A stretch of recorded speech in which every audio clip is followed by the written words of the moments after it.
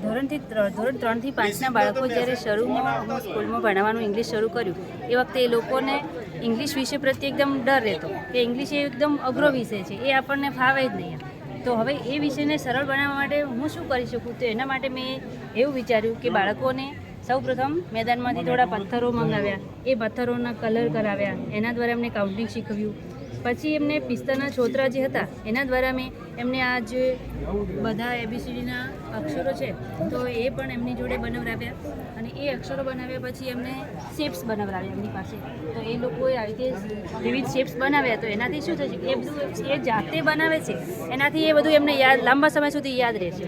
અને એમને જે અંગ્રેજી વિષય પ્રત્યેનો ડર જે છે એ ધીરે ધીરે દૂર થાય છે. એના પછી એમને હસવાની, રમવાની, દોડવાની, કૂદવાની એવી બધી જે એક્શન વર્ડ્સ છે તો એ એક્શન વર્ડ્સ પણ એમને જાતે કરાવી, એમની પાસે પણ કરાવ્યા અને મેં પણ એમ કર્યા. અને એના દ્વારા એ શું કરે છે કે એક્શન વર્ડ જાતે કરે છે તો એ એને લાંબા સમય સુધી યાદ છે. જેમ કે હસવું, તો એ મોજો જોરથી હસશે તો એનાથી એને ખબર પડશે કે આને હસવાને ઇંગ્લિશમાં લાફિંગ કહેવાય. તો એવી રીતે એ સ્માઇલ કરવાનું, દોડવાનું, કૂદવાનું એ બધું એવી રીતે લાંબા સમય સુધી એ યાદ રાખશે. એના પછી આપણે જે આ એક્શન વર્ડ્સ જે છે એના કાર્ડ જે છે એ એક્શન વર્ડ્સના કાર્ડને દરેક આપણે બાળકને સમજાવી શકીએ કે આને આવું કહેવાય. તો એનાથી એને લાંબો સમય યાદ રહે છે. પછી આ વર્ડ બુક જે આપણને ગવર્મેન્ટે બહુ સરસ આપી છે એનો જો સારામાં સારો આપણે ઉપયોગ કરી શકીએ તો બાળકનું જ્ઞાન ભંડોળ વધી શકે. એના દ્વારા બાળકને લાંબા સમય સુધી યાદ રહી શકે અને એવી રીતે તે ઇંગ્લિશનું શબ્દ ભંડોળ વધારી અને ઇંગ્લિશ એમને જલ્દીથી યાદ રહી શકે છે. પ્રિપોઝિશન એ પણ આપણે પ્રવૃત્તિ દ્વારા શીખવીએ તો બાળકને જલ્દી યાદ રહેશે. આમ આપણને બોર્ડમાં શીખવીએ તો યાદ ના રહે, પણ આવી રીતે કંઈક એક્ટિવિટી કરાવીએ તો એમને જલ્દી યાદ રહેશે.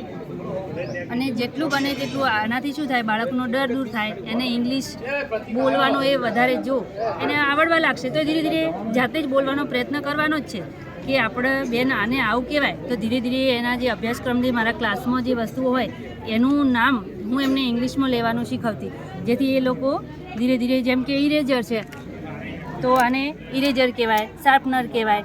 તો એવી બધી વસ્તુઓ જે છે એ એમને રિયલીમાં આપણે બતાવી અને યાદ રાખવાની કોશિશ કરાવીશું તો એ એમને હંમેશા યાદ રહેશે. Thank you.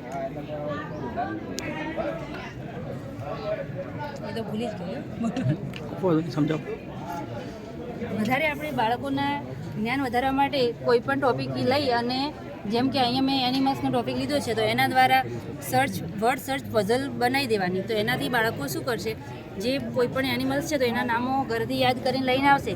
તો એનાથી એ લોકો આમાંથી કોઈ પણ સર્ચ, જેમ કે કેટ તો CAT કેટ, તો આવી રીતે એના ઉપર ગોળ બનાવશે અને આવી રીતે બીજા નવા શબ્દો એ શોધવાનો પ્રયત્ન કરશે.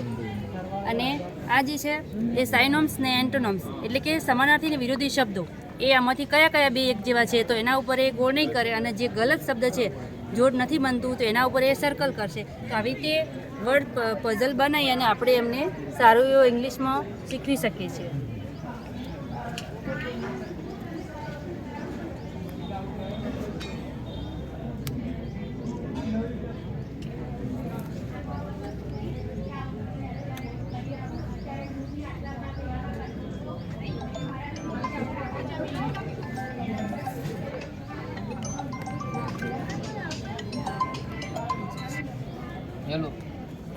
છે બનવાનું આની સમજૂતી કોઈ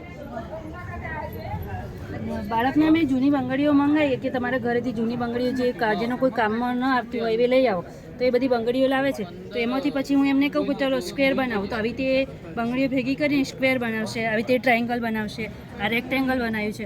પછી અલગ અલગ બંગડીના કલર હોય તો આપણે એ કલર પ્રમાણે એક જૂથમાં બનાવી દેવાની છે. તો એ બધા આના વિશે કલરની સમજૂતી પણ આપણે એને આપી શકીશું. આ સળીઓ છે તો એ આપણને સ્કૂલમાંથી ગમે ત્યારે મળી શકે તો એના દ્વારા પણ આપણે એમને એક એક સળી ગણાવીએ તો પણ એમને કાઉન્ટિંગ વ્યવસ્થિત સારી રીતે થઈ શકે છે.